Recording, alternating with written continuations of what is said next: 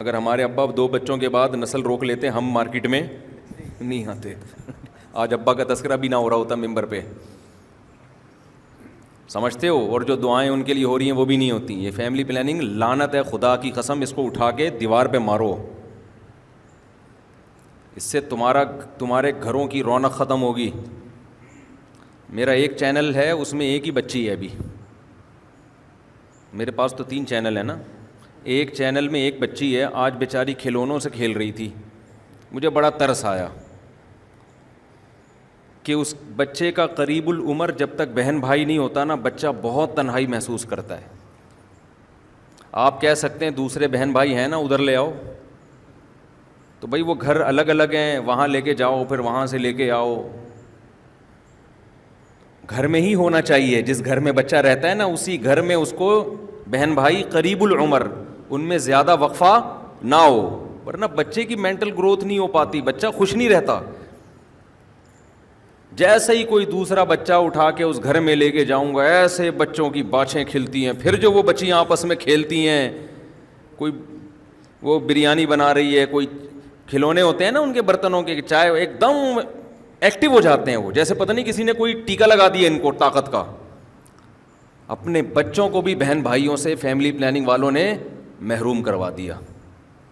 ان کو تو کھیلنے کے لیے قریب العمر, اس لیے کہ جب ایج ڈفرینس زیادہ ہوتا ہے نا, تو پھر ان کے وہ مینٹل جو ان کے دماغ ہے آپس میں ملتا نہیں ہے. ہم تو 4 بہن بھائی بالکل قریب العمر تھے, تو ہم ایسا کھیلے تھے, اپنے ہی کھیلوں میں مشغول رہتے تھے. ہم ایسے وقفے کرا کے 3 سال 4 سال, بڑا والا کے ساتھ جب اس کے اگلا مارکیٹ میں 4 سال کے بعد آئے گا تو وہ اس کے کام کا تھوڑی ہوگا, وہ تو بڑا ہو چکا ہے پہلا والا. بہنوں کو بہنیں چاہیے اپنی باتیں شیئر کرنے کے لیے, بھائیوں کو بھائی چاہیے, پھر بہن کو بھائی بھی چاہیے, بھائی کو بہن بھی چاہیے. بہت سی باتیں بھائی اپنی بہن سے کر سکتا ہے, بھائی سے نہیں کر سکتا. بہنوں کے دل میں محبت کے جو جذبات ہوتے ہیں بھائی کے لیے, وہ بھائیوں کے دل میں نہیں ہوتے, وہ اور طرح کے ہوتے ہیں. سارا 2 3 بچوں کے نام پہ پورے خاندانی نظام کی ایسی کی تیسی کر دی. وہی کتے پالو گے کل جا کے گھر میں, دیکھنا, وہی پالو گے کتے جو گورا کر رہا ہے. گورے نے یہ دیکھ بھی نہیں رہے کہ دم ہلا رہے ہیں گورے کے سامنے کتوں کی طرح, دیکھ بھی نہیں رہے کہ گورے نے یہ فیملی پلاننگ والا سسٹم اپنا کے اپنے گھروں کو کیسا اجاڑا ہے, کیسا ویران کر دیا. کتوں سے دل بہلا رہے ہیں, پھر بھی بات کھوپڑی میں نہیں آ رہی. عورت کی ایکچولی صحت یوں ہو جائے گی. جن کے عورتوں کے 8 10 بچے ہیں ان کی صحت دیکھو, اور جن کے 2 ہیں ایسے پھول کے نا آپا بنی ہوئی ہیں. وہ پہلے جو نانیاں دادیاں 90 سال کی ہوتی تھیں اس لیے کہ نسل نہیں روکتی تھیں. یہ نیچرل ہے, نسل روکنا نیچرل تھوڑی ہے. نسل روکو گے تو یہ نیچر سے بغاوت کر رہے ہو. نیچر سے بغاوت کر کے صحت اچھی ہو سکتی ہے کیا؟ نہیں آ رہی میرا غلط بات سمجھ میں. جو ڈپریشن کے مریض ہیں نا, میں ان سے کہتا ہوں کہ گھر میں بچے رکھو جا کے. ڈپریشن خدا کی قسم ختم ہو جاتی ہے بچوں کو دیکھ کے. ایسا کھیل رہے ہوتے ہیں, ایسی آپس میں باتیں کر رہے ہوتے ہیں, ایسا. وہ بچوں کو ماں باپ جتنا پالتے ہیں نا, بچے ماں باپ کو اس سے زیادہ پالتے ہیں. جتنا بچوں کو ماں باپ کی ضرورت ہے نا, اس سے زیادہ ماں باپ کو ضرورت ہے کس کی؟ بچوں کے ماں باپ مر جائیں پڑوسی پال لیں گے, عیدی سینٹر پال لے گا. بچے مر جائیں آپ کو کوئی نہیں پالے گا. سمجھتے ہو؟ لڑو گے پھر میاں بیوی ایک دوسرے کو, مارو گے تھپڑ کھینچ کھینچ کے. ڈپریشن کے مریض, کیونکہ محبت ہوتی ہے تھوڑے دن تک میاں بیوی میں, اچھی لگ رہی ہوتی ہے, اس کے بعد آدمی کہتا ہے اتنی پرانی ہو گئی ہے. اور وہ بھی کہہ رہی ہوتی ہے کمبخت جس دن سے شادی ہوئی تھی یہی پھلترو کی طرح چپکا ہوا ہے میرے ساتھ. لڑیں گے آپس میں, الٹی الٹی باتیں کریں گے. میرے پاس آتے میں کہتا ہوں کچھ دن کے لیے الگ ہو جاؤ, 6 مہینے کے لیے, سال کے لیے. تم لوگ کا علاج یہی ہے, اس کے علاوہ کوئی دوا نہیں ہے جو تمہیں ٹھیک کر دے. تم ساتھ رہ کے پاگل ہو جاتا ہے آدمی. کچھ تو ہو انٹرٹینمنٹ کے لیے. اب ڈرامے دیکھو گے کیا بیٹھ کے؟ کتنے ڈرامے دیکھ لو گے, کتنی فلمیں دیکھ لو گے, اور وہ تمہارے اخلاق کو اور تباہ بھی کریں گی. فلمیں ڈرامے وہ تو اور لڑوائیں گی. جب ڈرامہ دیکھو گے نا اپنی بیگم کے ساتھ, ڈرامے میں چکر چل رہا ہوگا اس خاتون کا دیور کے ساتھ, یہ دکھاؤ گے اپنی بیگم کو. پرانا بوائے فرینڈ رابطے میں لگا ہوا ہوگا, لاشعوری طور پر بیگم کے ذہن میں آئے گا میرا بھی تھا ہے بھائی. ایک دن اس کی مس کال آ جائے گی, اور پھر شوہر کو بھی خراب کر رہے ہوتے ہیں. دفتر سے باہر لڑکیوں سے دوستی. ڈراموں میں یہ نہیں دکھائیں گے تو کیا نماز روزہ دکھائیں گے کیا وہ؟ کسی نے کہا نا مولوی لوگ جب اسلامی حکومت آئے گی تو اسلامی فلمیں بنیں گی, ان اسلامی فلموں میں نام ہوگا ہم زکوٰۃ دے چکے صنم. ٹھیک ہے نا, یہ بنائیں گے کیا؟ ظاہر ہی نہیں بن سکتی یار. ہاں ڈاکومنٹریز بن سکتی ہیں, کوئی ہسٹوریکل موویز بن سکتی ہیں جس میں ایک ہسٹری کو دکھا رہے ہوں, باقی یہ انٹرٹینمنٹ تھوڑی ہوگی جو دکھا رہے ہیں ٹی وی میں. تو انٹرٹینمنٹ کے لیے خدا کی قسم مسجد کے ممبر پہ بیٹھا ہوں, پوری ذمہ داری کے ساتھ کہہ رہا ہوں, بچوں سے اچھی انٹرٹینمنٹ کوئی بھی نہیں ہے. جو گھر آباد ہوتا ہے نا, زیادہ ہوں, ایک آدھ نہیں, اچھے ہو, قربانی کا بکرا لے کر آؤ یار, دمبا لے کر آؤ, بچے انجوائے کرتے ہیں. عید الفطر میں بچے انجوائے کرتے ہیں, عید الاضحیٰ میں بچے انجوائے کرتے ہیں, ان کی خوشیوں پہ انسان خوش ہوتا ہے, ان کے غموں پہ انسان روتا ہے. ایسی محبت ہوتی ہے. کیسا ہماری عورتوں کو الو بنا دیا فیملی پلاننگ والوں نے. گھر کیا ہو گئے خالی, ہزار گز کے گھر ہیں, اتنی بڑی بڑی دیواریں, 6 بیڈ روم میں سونے کے لیے بندہ ہے ہی نہیں. اس سے اچھی وہ جھونپڑی ہے یار جہاں آبادی تو ہے. لیکن یہاں بھی غیر اخلاقی کنجوسی کہ میرا بچہ پیدا ہو گیا تو کھلاؤں گا کہاں سے؟ اور یار جتنا ہے اسی میں آدھا پاپا اس کو کھلا دینا, تھوڑا صبر کر لینا یار. روزی دینے والا خدا ہے, انسان پیدا ہو رہا ہے, انسان سے زیادہ کوئی قیمتی چیز ہو سکتی ہے؟ آپ کے بکری نے بچہ دیا, آپ نے کاٹ کے اس کو کچرے میں پھینک دیا, کیوں یار کھلاؤں گا کہاں سے؟ اگلا کہے گا ابے اسے تھوڑا پال کے بیچ دیتا, جتنا اس کو کھلائے گا نہیں اس سے زیادہ کما کے دے گا. یہ غریب سے غریب لوگوں نے بکریاں رکھے ہوئے, بیچتے نہیں ہیں, کہہ رہے ہیں یار تھوڑا اس کو بڑا ہونے تو اچھی قیمت پہ بکے گا. اس بچے کے بچپن میں جتنا خرچ کرو گے نا, جوان ہو کے اس کا آؤٹ پٹ اس سے کئی گنا زیادہ ہوگا, زیادہ کما کے دے گا. غریب کو تو بچوں کی ضرورت مالدار سے بھی زیادہ ہے. تمہارے پاس نہیں ہے, تم تو جو کرنا تھا کر لیا, اب ان کو تیار کرو, ہو سکتا ہے کیا کسی کی لاٹری کھلے اور کہاں نکل جائے وہ کما کے دے تمہیں. اس کو بھی الو بنا دیا, غریب کو بھی.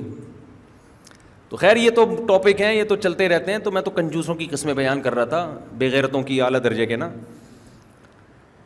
تو اچھا, جو میرے شیخ حضرت مفتی عبدالرحیم صاحب ہیں نا, یہ بھی اپنے والد کے 8ویں یا 9ویں نمبر پہ ہیں.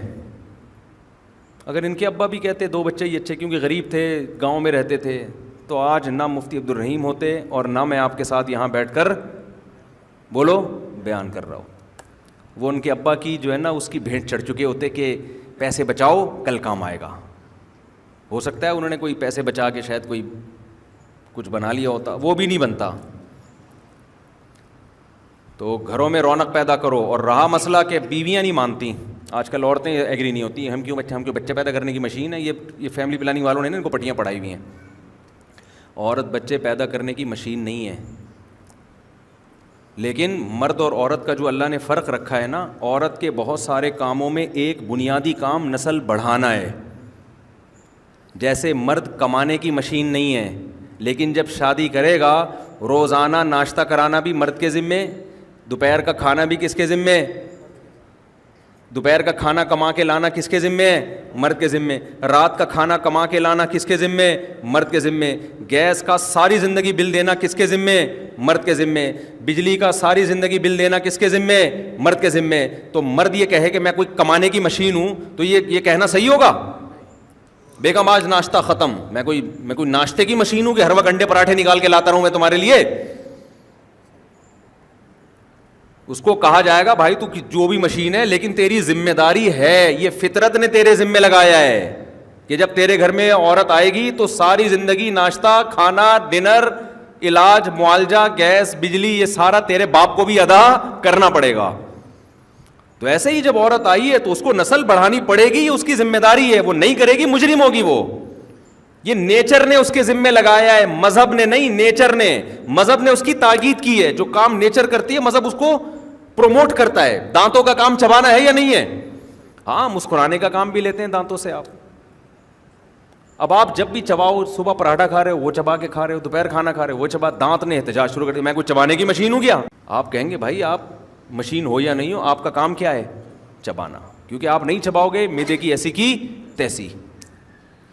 تو اسی طرح عورت کی فطرت نے ذمہ داری لگائی ہے نسل بڑھانا، وہ نہیں بڑھائے گی، کلچر کی ایسی کی تیسی، تہذیب کی ایسی کی تیسی، خاندانی نظام کی ایسی کی تیسی ہو جائے گی، رشتے ختم ہو جائیں گے. اب طلاقوں کا ریشو کیوں بڑھا ہے؟ ایک آدھ بچہ ہوتا ہے، عورت کے لیے طلاق لینا بہت آسان ہے، 2 بچے سنبھال لوں گی میں، کوئی مسئلہ نہیں ہے. پہلے زمانے میں آسان نہیں تھا، مرد کے لیے طلاق دینا بھی آسان نہیں تھا. شادی کے 4-5 سال میں 3-4 بچے ہو جاتے تھے. 4-5 سال کے بعد لڑائی شروع ہونے والی ہوتی ہے نا. ابے شروع میں دلہن تو سب کو اچھی لگتی ہے، شروع میں تو 6-7 مہینے سبھی چل رہے ہوتے ہیں، اس کے بعد پھر 1-2 سال ویسی وقفہ کر رہے ہوتے ہیں کہ ابھی ہم ذرا گھومنے پھرنے جانا ہے، پھر یہ ایکچولی یوں ٹوپی ڈرامہ کر کے پھر 2 سال کے بعد 3 سال کے بعد اولاد جا کے ہونا شروع ہوتی ہے. پھر وہ 1 آدھ ہو گیا، 2 ہو گئے، پھر اس کے بعد اب پھڈے کا ٹائم. ہر میاں بیوی میں ایک ٹائم کے بعد پھڈا، کیونکہ اب تھک گئے ایک دوسرے کو دیکھ دیکھ کے، اب وہ جذبات بھی نہیں رہے، اب خامیاں سامنے آنا شروع. تو جب بچے ہوتے تھے تو اب میاں بیوی کے پھڈوں کا جو ٹائم شروع ہوتا تھا اس میں بچوں میں مشغول ہو جاتے تھے. وہ پھڈے کہاں ہو جاتے تھے؟ سائڈ.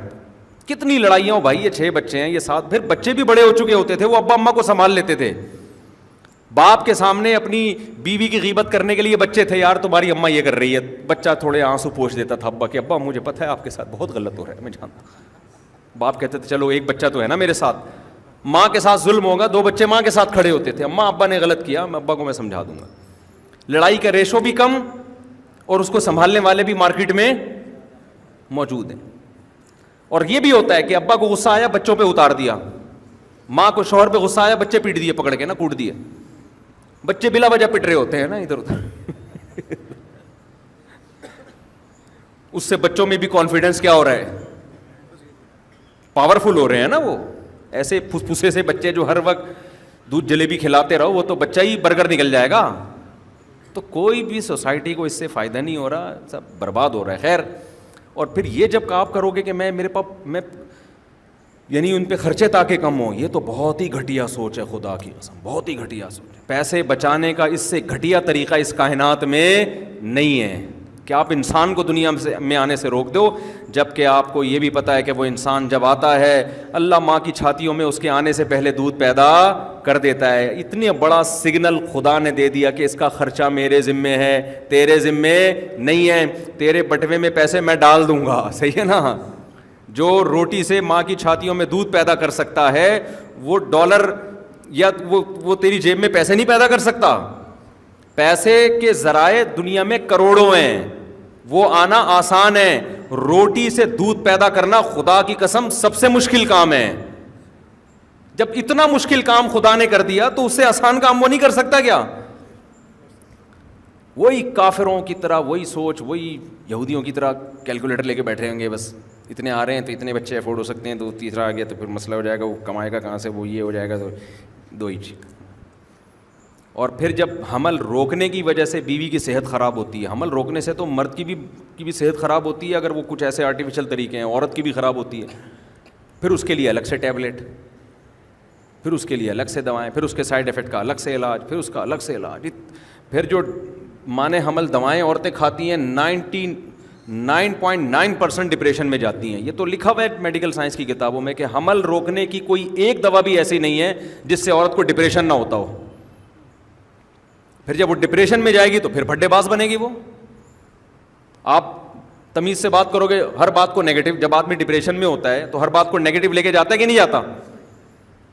اور جب خوش ہوتا ہے تو ہر نیگیٹو کو بھی کیا کرتا ہے؟ ہنستا ہے. ٹھیک ہے نا. الٹی باتوں پہ بھی اس کو کیا آتی ہے؟ بیگم آج کا دماغ لگ رہا ہے، زیادہ چل گیا آپ کا. وہ ہنسے گا اس پہ. میرے ساتھ تو ایسا ہی ہوتا ہے. میں جب خوش ہوتا ہوں تو گھر میں کوئی الٹی بات بھی ہو تو مجھے اکثر ہنسی آ رہی ہوتی ہے الحمدللہ. تو میں کیونکہ الحمدللہ اللہ کا فضل ہے، زیادہ خوشی اللہ نے رکھا ہوا ہے، ہمارے اعمال تو ایسے نہیں ہے لیکن اللہ نے رکھا ہوا ہے. تو میں الٹی باتوں پہ بھی آپ میرے گھر میں پوچھیں اکثر ہنسی آ رہی ہوتی ہے مجھے کہ یار یہ آج کچھ زیادہ ہو گئی میرا خیال ہے. اس طرح سے میں کہہ کے، لیکن آدمی غصے میں ہو نا، جیسے ہم کبھی غصے میں بھی ہوتے ہیں، ہمارا تجربہ ہے، اگلا صحیح بات بھی کر رہا ہوتا ہے تو آدمی کو غصہ آ رہا ہوتا ہے، یار یہ صحیح کیوں کی، یہ بھی موقع ہے صحیح بات کرنے کا. 5 نمازیں پڑھا کرو. میں کوئی کافر ہوں جو میں 4 نمازوں کا قائل ہو گیا؟ بچے ہوتے ہیں تو خوشیاں ہوتی ہیں انسان کے گھر میں. ہاں بچوں میں پریشانیاں بھی ہوتی ہیں لیکن وہ کم ہیں. جیسے کھانا کھانے کے بعد کچھ پریشانیاں بھی آتی ہیں، نیند بھی آئے گی، طبیعت بھاری ہو جائے گی، واش روم بھی جانا پڑے گا.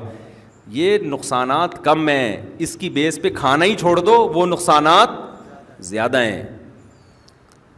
اب لوگ کہتے ہیں بیگمیں راضی نہیں ہوتی، تو بھائی شادی سے پہلے ایسی عورت سے شادی کرو جس میں سب سے پہلے ہدف ہے تمہیں نسل دے گی وہ. اور یہ میرا حکم نہیں، نبی کا حکم ہے، تزوج الودود الولود. پیغمبر صلی اللہ علیہ وسلم نے فرمایا ایسی عورت سے نکاح کرو جو تمہیں اولاد کثرت سے دے. حدیث میں کہیں بھی نہیں ہے ڈاکٹر سے نکاح کرو، حدیث میں کہیں بھی نہیں ہے کسی پڑھی لکھی سائنٹسٹ سے نکاح کرو، حدیث میں کہیں بھی نہیں کسی سیاستدان سے نکاح کرو، حدیث میں کہیں بھی نہیں ہے کہ حسینہ سے نکاح کرو. کریں، منع نہیں ہے. سب سے پہلی جو صفت عورت میں دیکھنی ہے کہ شادی کا جو بنیادی مقصد ہے خاندان بڑھانا، وہ حاصل ہو رہا ہے کہ نہیں ہو رہا. ڈاکٹر کا متبادل گلی محلے میں جو کلینک ہے نا وہ ہے. بیمار ہو جاؤ محلے والے، میرے پاس بہت سے ڈاکٹر ہیں، ان کا نمبر دے دوں گا، علاج کرا لینا. اس کے لیے بیوی ڈاکٹر ہونے کی ضرورت بولو نہیں، اس کے لیے بیوی کے لیکچرار ہونے کی ضرورت نہیں. ہاں ایک عورت آپ کو نسل دے رہی ہے، پھر اگر وہ پڑھی لکھی بھی ہے تو اور زیادہ اچھا ہے. کیا خیال ہے بھائی؟ پھر وہ اگر خوبصورت بھی ہے تو اور زیادہ اچھا ہے، پھر اگر وہ پیسے والی بھی ہے تو اور زیادہ اچھا ہے، پھر اگر وہ لیکچرار بھی ہے تو اور زیادہ. پڑھی لکھی میں ذرا مینٹل لیول آدمی کا ملتا ہے، تھوڑا سا پڑھی لکھی ہوگی تو ہو سکتا ہے زبانی سے بات سمجھ میں آئے، لکھ کے دے دیں پڑھ لے. بعض دفعہ آدمی نہیں کہہ سکتا نا، بولے گا تو پٹے گا، تو اس کا طریقہ یہ ہوتا ہے پڑھی لکھی ہے تو لکھ کے دے دو، سمجھ جائے گی. جو پڑھی لکھی نہیں ہے اس کو لکھ کے دو گے تو سمجھ میں اس کے بعد پھر بھی نہیں آئے گی.